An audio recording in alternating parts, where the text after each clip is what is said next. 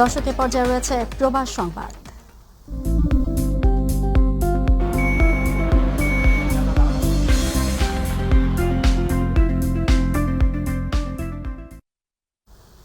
Global student alliance মালয়েশিয়ার উদ্যোগে কুয়ালালামপুরের জি টাওয়ারে বিজয় মেলা ও গ্লোবাল এক্সেলেন্স আইকন অ্যাওয়ার্ড অনুষ্ঠিত হয়েছে। অনুষ্ঠানে বাংলাদেশের ঐতিহ্য ও সংস্কৃতিকে উপস্থাপন সহ মালয়েশিয়ার বহু সাংস্কৃতিক ও আন্তঃসাংস্কৃতিক সংযোগ স্থাপন করা হয়েছে। অনুষ্ঠানে বাংলাদেশের বিভিন্ন বিশ্ববিদ্যালয়ের শিক্ষার্থী, শিক্ষক এবং প্রবাসী বাংলাদেশি সহ কূটনৈতিক মিশন প্রতিনিধিরা উপস্থিত ছিলেন। প্রতিনিধি শাফুল হক মামুন জানান, অনুষ্ঠানের প্রধান অতিথি ছিলেন YM দাতো, পদুকা সেরি MBDR হাসনি জাল হাসান নেগেরি সেমবিলানের রাজ পরিবারের একজন মর্যাদাপূর্ণ সদস্য।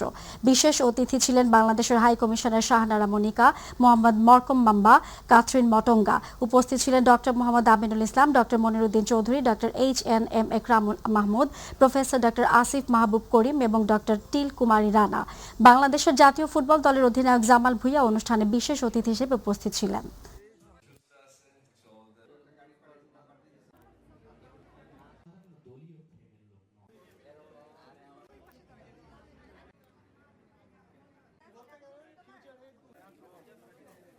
অনেক গর্বের একটা বিষয়, আর আমি নিজে অবশ্যই গর্বিত যে মালয়েশিয়াতে এসে বাংলাদেশের বিজয় দিবস উদযাপন করার মতো সৌভাগ্য আমার হয়েছে।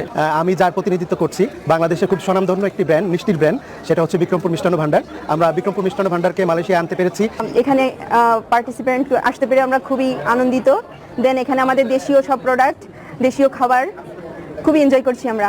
বাংলার যে ঐতিহ্য, যে ট্রেডিশনাল যে খাবারগুলো, সেগুলো হচ্ছে আমরা বিদেশের মাটিতে উপভোগ করতে পারতেছি এবং সাংস্কৃতিক অনুষ্ঠানের সাথে উপভোগ। তো আসলে দেশের বাইরে থেকেও বাংলাদেশকে ফিল করার জন্য এরকম অনুষ্ঠানের হওয়া অনেক প্রয়োজন।